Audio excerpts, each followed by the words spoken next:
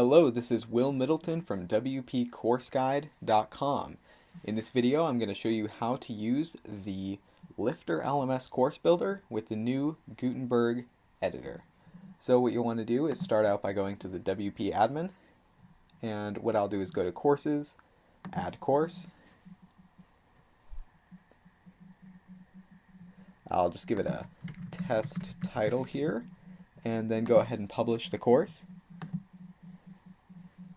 And from here, what you'll want to do is make sure you are over in this Settings tab, and then you'll want to scroll all the way down here, and then you can click Launch Course Builder.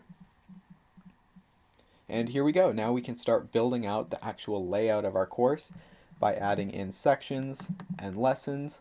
We can also import an existing lesson from a different course or a free-floating lesson.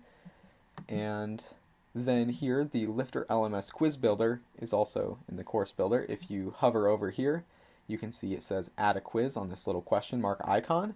You can click that, and I can either add an existing quiz or create a new quiz. And with the free LifterLMS, you have 3 question types, and those are the ones on the top here, the basic questions. And the LifterLMS Advanced Quizzes add-on adds these other 8 question types.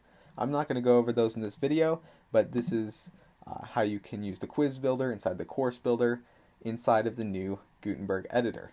And one thing to remember with quizzes is always tick this little published switch here in order to make sure your quizzes are visible for students on the front end. Thank you for joining me in this video, and I'll see you in the next one.